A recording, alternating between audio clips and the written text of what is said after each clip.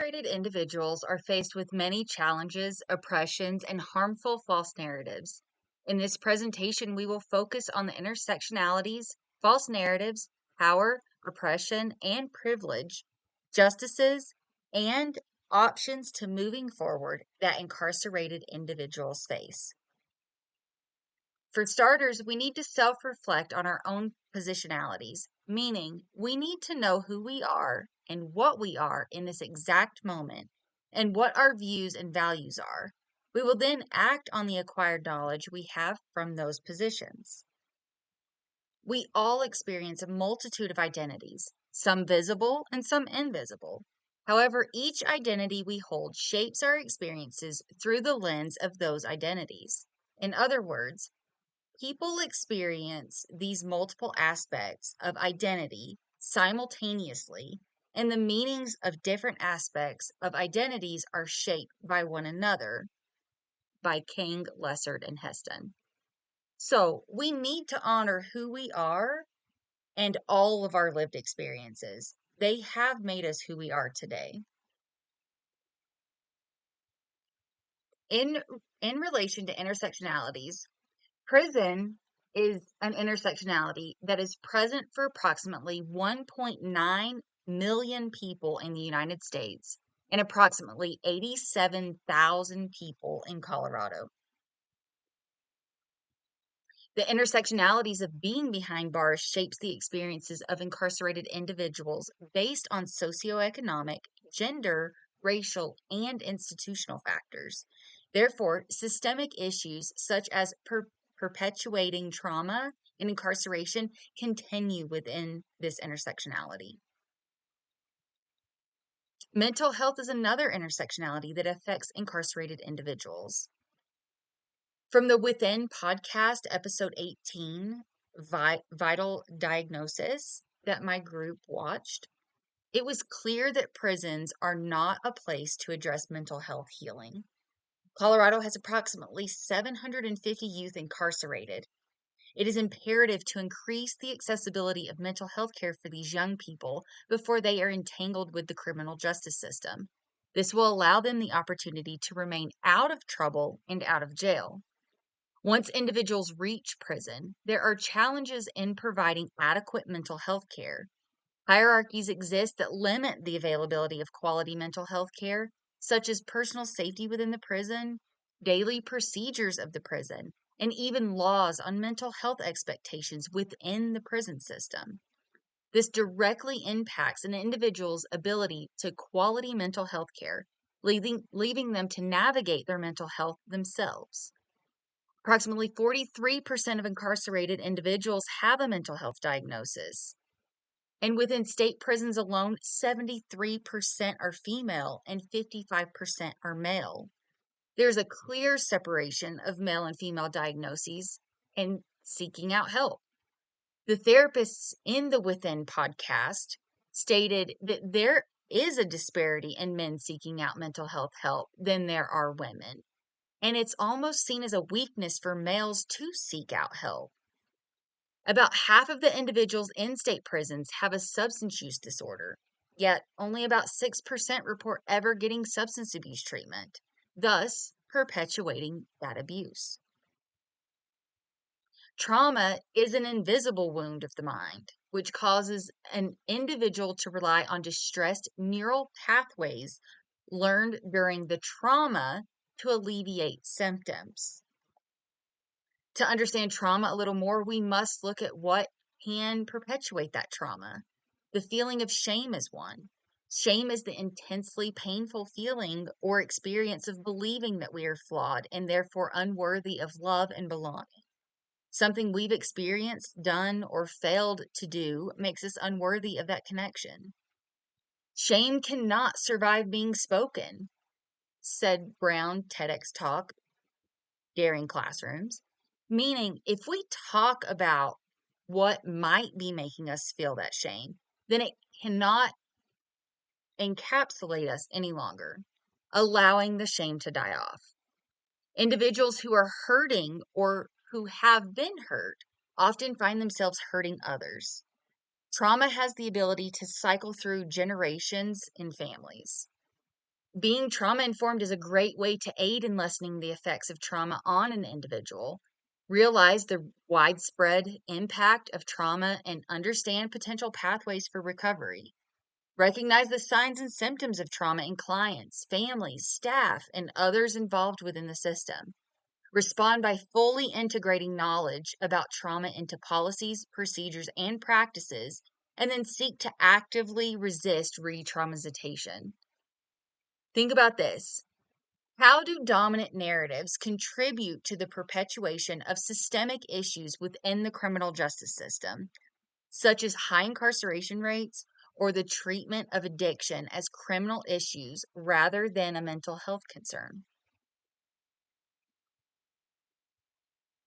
False narratives help relieve cognitive dissociance, which are inconsistent beliefs, attitudes, or thoughts surrounding behavioral decisions. People who are in prison are often seen as the bad guy, no matter the situation. The individual could have robbed a pharmacy to get medicine for their loved one, or they could have brutally murdered someone. These two are vastly different situations, but because both people serve time, they are both bad in the eyes of society, thus creating a divide in society. William Graham from the Within podcast wrote a poem that depicts this exact situation. Do you hear that the yelling? Pick a side, pick a side, pick a side. As if I'm supposed to hide how I feel versus your shield connected to your family ties. In my mirror, I see an individual as such, fighting to be what I know to be true and doing as much as I can. Instead of shaking the jar, I ask, do you take a stand? Or better, do you even understand? One nation, one flag, one land, one sink washing blood off all our hands. Language has the ability to perpetuate stereotypes and biases through specific words, contributing to the marginalization of communities. The use of language reveals existing power structures by addressing individuals or groups and can create inclusivity or exclusivity in discourse. It unintentionally normalizes inequalities by downplaying responsibilities or obscuring structural factors contributing to inequality. Language is so important because it constructs meaning and subtext to context. Public discourse shapes perceptions, attitudes, and understandings, either perpetuating or challenging systemic hierarchies. Systemic power imbalances will continue as long as language is continued to be used in establishing and reinforcing hierarchies, employing discriminatory language or complex jargon. Ibram X. Kennedy added revisions in his book, How to Be an Anti-Racist, by changing the word crazy to unconventional. And he admitted that it was, quote, too often used in ableist fashion to identify anyone or anything abnormal, end quote. Social media is not just online, it's also on television, in movies, and within other media outlets. So think about this. Can you identify instances where media, historical context, or cultural norms have reinforced particular dominant narratives? Okay, one thing that comes to mind when I think about that is mutual aid. It describes the work we do in social movements to directly support each other's survival needs based on a shared understanding that the crises we are facing are caused by the systems that we are living under and are worsened by those systems. Mutual aid focuses on helping people get what they need right now as we work to get to the root cause of these problems. The use of specific language reinforces stereotypes about incarcerated individuals, perpetuating biases, and contributing to their marginalization. Words and phrases used in news reports, articles, or entertainment can shape public perceptions and perpetuate stigmatization.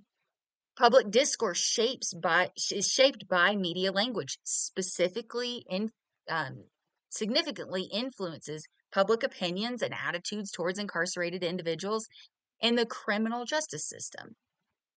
Biased or stigmatizing language in media reports can shape how society perceives and constructs its understanding of the issues surrounding incarceration and rehabilitation. Media can also serve as a platform for resistance and empowerment by challenging existing narratives and hierarchies. Certain outlets or movements may redefine language, framing discussions differently, or spotlight the voices and experiences of incarcerated individuals, aiming to challenge biases and demand societal change. Media language can mirror existing power struggles. The way incarcerated individuals are portrayed, addressed, or referred to in the media content can highlight the power disparities between them and the broader society, reinforcing the us versus them narrative and underscoring the power imbalances. Media, through its language choices, contributes to establishing and reinforcing narratives about crime, punishment, and rehabilitation.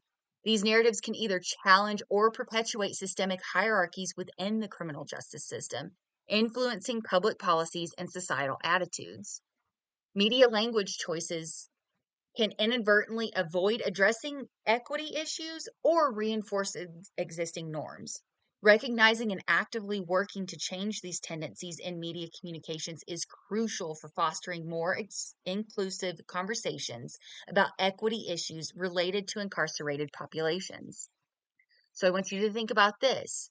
How do false narratives shape societal perceptions of individuals in the criminal justice system?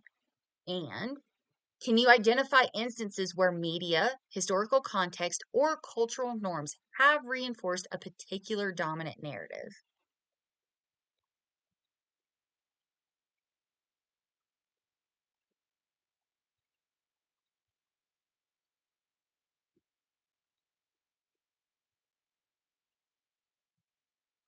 Our childhoods shape who we are, what we believe, and start us on a foundation of our own lives.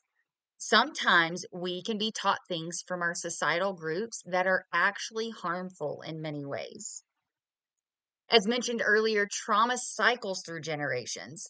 This trauma could manifest in behaviors that are considered to be illegal, leading individuals to enter the criminal justice system. Albert Bandura introduced us to this observational learning theory, which theorizes that children will learn from watching those around them. He taught us that by placing a Bobo doll in a room and having a group either treat the doll cruelly or just ignore it, the children would then do what they observed. This observational learning theory stands true for children who are exposed to behavior and acts that are considered illegal, meaning if children are introduced to harmful behaviors, they will likely imitate it, allowing them to potentially enter the criminal justice system. Some of this behavior could be racism, sexism, criminal activities, substance usage, or even physical abuse, and that's just to name a few. As Brian Stevenson, a public interest lawyer, stated, quote, children threatened by abuse, neglect, violence, racial bias, and poverty are usually ignored unless they do something violent, end quote. Think about this. In what ways can recognizing the origins of dominant narratives impact our ability to challenge and reshape them? Power, oppression, and privilege within incarcerated individuals hold several challenges and disparities that continue to oppress this population. Power is the process of privileging, normalizing, and valuing certain identities over others. Oppression or systemic oppression is the intentional disadvantaging of groups of people based on their identities while advantaging members of the dominant group, such as gender, race, class, sexual orientation, language, etc. Privilege is when the benefits and advantages held by a group in power or in a majority arise because the oppression and suppression of marginalized groups. There are many hierarchies that affect incarcerated people. Not only are there the typical hierarchies such as prisoner and guard, But there's others to consider, such as not being able to get needed care when you want because safety of the prison is more important, or not being able to get appropriate mental health care because there are policies and laws in place that limit who can work within a prison and how often that care can be addressed. Or that when you are in prison, you might be forced to pick a side, meaning there's another prisoner within the prison saying that you have to do something you might not want to do. These examples are certainly not all encompassing, but do shed a light on some of the challenges incarcerated individuals face within hierarchies. Binary positions are harmful, especially in working with incarcerated individuals.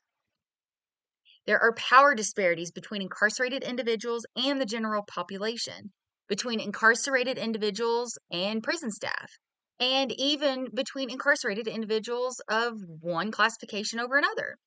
There needs to be a balance of institutional control and the well being of those incarcerated.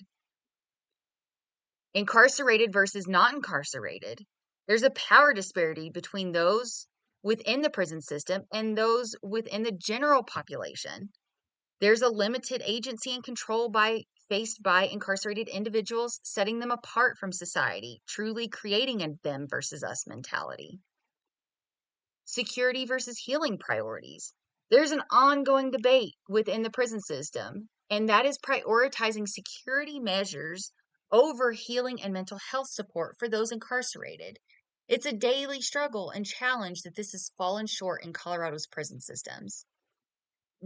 Gender binary and emotional expression. Societal expectations around men's emotional expressions within correctional facilities versus women's. Men have a higher level of hesitation in openly conveying emotions due to deeply ingrained gender norms, showcasing power dynamics tied to traditional gender roles. Then we need to consider the broader societal influences by emphasizing how these binary constructs extend beyond prisons and reflect wider societal dynamics impacting experiences and well being, both inside and outside of correctional facilities. Rights and disparities. There's many within the criminal justice system and in incarcerated individuals. Racial disparities in prison is a form of oppression. Of the incarcerated individuals in Colorado, in Colorado prisons, 41% are white, which is 67% of the population, whereas 17% are black, which is 4% of the population. 30% are Hispanic, which is 22% of population. And 3% are American Indian or Alaska Native, which is 0.5% of the population. And just under 2% are Asians, which is 3% of the population. This shows a vast disparity in race groups within our Colorado criminal justice system and prisons. Individuals who have been incarcerated for felony crimes continue to be oppressed because they can't vote or own a firearm, to name two. It does not matter the level or reason of felony. You cannot do either with a conviction. This continues to hold people in a marginalized position because by not being able to own a firearm, people are potentially missing out on providing food for their family. Being able to provide food for your family could be life or death if you live in a location such as rural Alaska. Hunting would be your main source for food. Social location is another.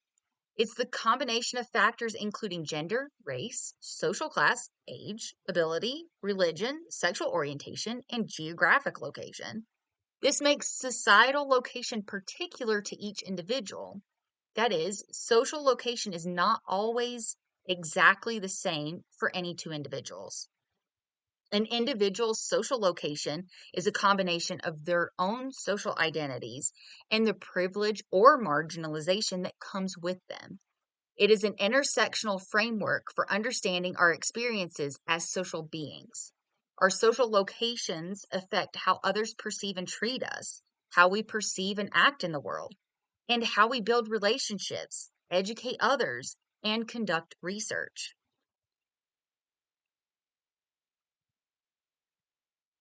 The preamble of the National Association of Social Workers includes that social workers promote social justice and social change with and on behalf of clients. Social workers must remain sensitive to their diverse clients and strive to end discrimination, oppression, poverty, and other forms of social injustice. Social workers challenge social injustice. The ethical principle of social justice guides social workers in advocacy against social injustices that are presented. It states that social workers pursue social change, particularly with and on behalf of vulnerable and oppressed individuals and groups of people. It states social workers' social change efforts are focused primarily on issues of poverty, unemployment, discrimination, and other forms of social injustice. These activities seek to promote sensitivity and knowledge about oppression and cultural and ethical diversity. Social workers strive to ensure access to needed information, services, and resources, equality of opportunity, and meaningful participation in decision making for all people. So, this is important for incarcerated individuals. They're oftentimes faced with an injustice that is at the core of all social workers to advocate for change for this marginalized population. Retributive is the desire for strong equal punishment for a potential crime committed, instead of considering the humanity and life circumstances of a person who is being accused of committing a crime. Our sentencing laws are substantial and oftentimes skewed. Currently, they require an individual convicted of a crime to serve a significant portion of their sentence, upwards of 85%, just in order to become eligible for parole, and that's no matter the severity of the crime. The formation of our modern criminal legal system is defined by its emphasis on policing and mass incarceration. It has been influenced by vestigial practices and policies originally designated to maintain oppressive structures, thus continuing harmful narratives to be placed on individuals. Transformative justice can be thought of as a way of making things right and getting in the right relation or creating justice together. Social justice, people from all identity groups have the same rights, opportunities, access to resources, and benefits. It acknowledges that historical inequalities exist and must be addressed and remedied through specific measures, including advocacy to confront discrimination, oppression, and institutional inequalities, with a recognition that this process should be participatory, collaborative, inclusive of differences, and affirming of personal agency. And that's from Atterbury Ash. Transformative justice is a political framework and approach for responding to violence, harm, and abuse. At its most basic, it seeks to respond to violence without creating more violence and or engaging in harm reduction to lessen the violence. Transformative justice responses and interventions that are possible examples are they do not rely on the state, such as police, prisons, the criminal legal system, ICE, foster care systems, so on. Through some transformative justice responses, they do rely on or incorporate social services like counseling. They don't reinforce or perpetuate violence such as oppressive norms or vigilantism. And they actively cultivate the things we know prevent violence, such as healing, accountability, resilience, and safety for all involved. We also need to be advocating for mental health care improvements for individuals while they're incarcerated, after they're released from incarceration, and even before they're even introduced into the criminal justice system. Abolition is the act of officially ending or stopping something, or the act of abolishing something. It's an invitation to finding new answers to the problem of harm and into building new ways to prevent harm in the first place. So practice your imagination. Be creative in how you solve problems in solidarity with others and commit to reading and thinking with others. Rice and Kabas said, Alice Walker told us years ago that oppression puts a ceiling on our brains. And I have changed that to oppression puts a ceiling on our imagination. And I believe that art can help lift that ceiling off of our imagination. That's why I'm engaged in it. That's why I have a lot of respect for artists, because they really help us to imagine differently. Social workers' work isn't so much in defining counter narratives for ourselves. Instead, it's becoming educated so that we can catch the stones and be committed to an anti-racism practice and anti-oppressive framework. We need to find ways to move forward and away from oppressive frameworks.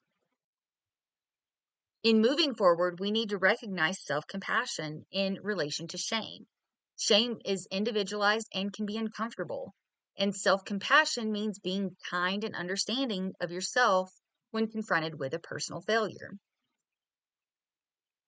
Education's not just attending school. It's also learning about intellectual, moral, and social constructs throughout life. Without educating yourselves and others, then there's no change that can occur.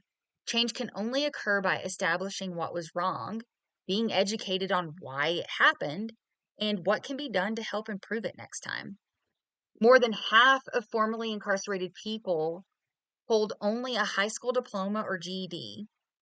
And while those in the general public have a 1 in 3 chance of attending college, of attaining a college degree, a formerly incarcerated person's chances are less than 1 in 20. These statistics are so harmful, damaging, and oppressive that Colorado legislatures wanted to do something about it. So Colorado House Bill 23-1037, or more commonly known as the Department of Corrections Earned Time for College Program completion, was signed into law.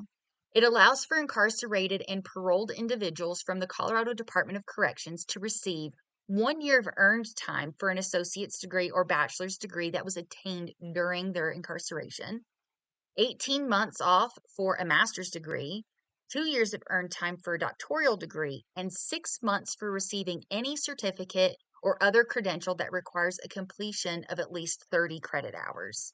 How awesome is that? So accountability, be an ally and hold others accountable for their actions and words. An ally is someone who supports those in which they have a common interest with. Paradigm shifts are imperative at this level because our way of thinking will be challenged. Things we grew up learning will need to be dismantled, and new behaviors will need to be learned. Some examples of paradigm shifts in restorative justice are, instead of asking, what rule was broke? Instead, ask, what is the harm caused and to whom? Instead of asking, what do they deserve? Ask, who has the obligation to address these needs, repair the harm, restore the relationship, and how? These practices encompass micro, meso, and macro domains and intersect with prison abolition and social justice movements, such as the Black Lives Matter movement. And I want you to think about this. What counter narratives can we begin to introduce into our personal and professional lives that challenge prevailing stereotypes and biases? Calling in is an invitation from one person to another to do better when they mess up. This could be intentionally or unintentionally, and it's in relation to current social constructs. Calling in is a form of accountability, and it's a community accountability where we are intentional about creating accountable communities, and therefore we invite people to do better by calling them in. How do we do that? We bring out our curiosity and ask questions. We ask the person to repeat themselves or to explain themselves more because you don't understand. The idea behind this is for the person being called in to realize they might have said something harmful, and they should either change their verbiage or maybe ask for help. So I want you to think, how does the concept of don't call people out, call them in instead, contribute to reshaping societal attitudes toward individuals in the criminal justice system? Thank you for listening, and we hope you have learned a little more about some of the challenges and oppressions incarcerated individuals face. Thank you.